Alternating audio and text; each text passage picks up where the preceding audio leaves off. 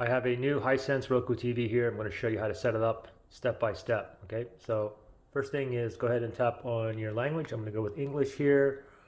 I'm in the United States, so I'm going to go with the United States. Set up for home use. Click on OK on the remote. Going to have to connect to our Wi-Fi. You can always do this later, but if you do it now, you'll be able to do an update right away as well. Okay, well, here's my network right here. Wi-Fi network. Let me put in my password. After you put in your password, you want to go down, highlight connect, click on OK on the remote. Give it 1 second to connect. All right, looks like that was the correct password. Give it 1 second here.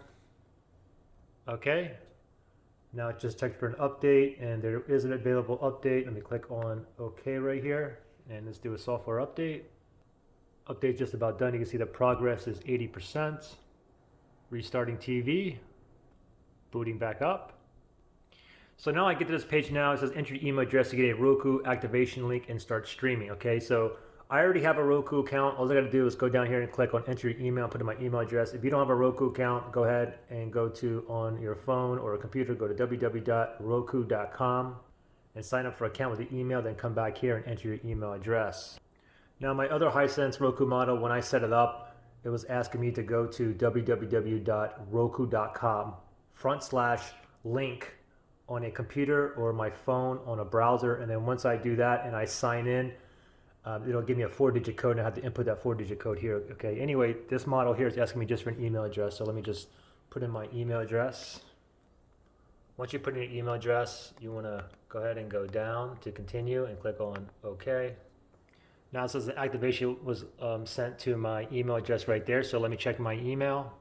So here's the email I got from Roku, and it says right here, Roku device activation link. Go ahead and, oops, let me focus in. Go ahead and tap on that. And in this page here, it pops up device name. You can leave it at the default, whatever you want to do with that. I'm fine with that. And then tap down here, which room is it located in? So let's tap down there, and I'm going to go with office is fine for me, right down here. Click on done. I have read everything. Click on continue. And from here, they'll ask you some questions or personalize some channels and offers. You can go ahead and click on OK to continue, or you can skip it. I don't need any of that stuff. Let me click on continue.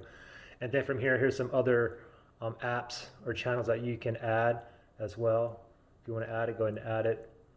If you don't want to add anything, just go down here and just click on continue. Tap on continue. And now all of a sudden, this here pops up on my TV, and I'm done with my phone here. So let's just proceed. Channel update, basically app updates. Looks like we're just about done.